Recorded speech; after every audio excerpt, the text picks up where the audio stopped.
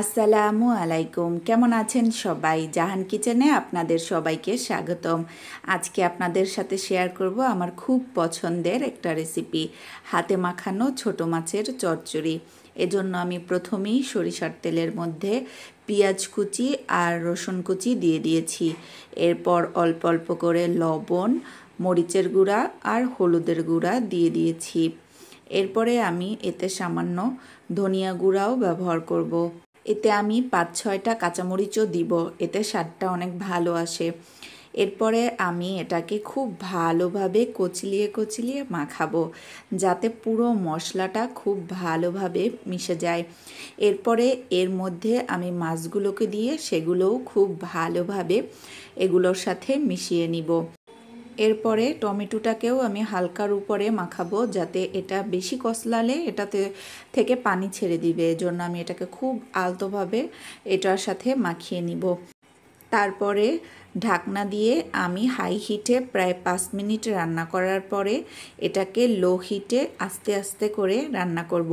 সামনে আপনারা এটা দেখতেই পাবেন। আদর্শবাদ ছাড়া জীবন আসলেই শূন্য। আমরা প্রত্যেকেই আমাদের আদর্শের দ্বারা নিজেদের বিচার করতে আগ্রহী, তবে আমাদের উচিত নিজেদের কাজ দ্বারা নিজেদের বিচার করা। আদর্শবাদ ছাড়া জীবন আসলেই শূন্য। আমরা শুধু আশা করতে পারি, তবে এটি আদর্শ ছাড়া কখনোই এগোতে পারে না। সাফল্য হলো একটি যোগ্য লক্ষ্য বা আদর্শের প্রগতিশীল উপলব্ধি।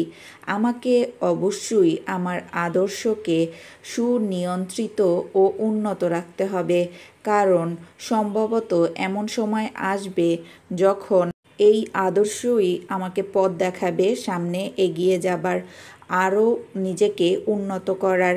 আচ্ছা, আমি এ পর্যায়ে মাছটায় জাস্ট সামান্য পরিমাণ পানি ইউজ করেছি। জাস্ট আমার হাতটা ধুয়ে যতটুকু পানি এর মধ্যে দেওয়া হয়েছে ততটুকুই, এর বেশি পানি দিব না, কারণ এটা যেহেতু খুবই ছোট মাছ, তাই এটা খুব অল্পতেই ভালোভাবে হয়ে যায়।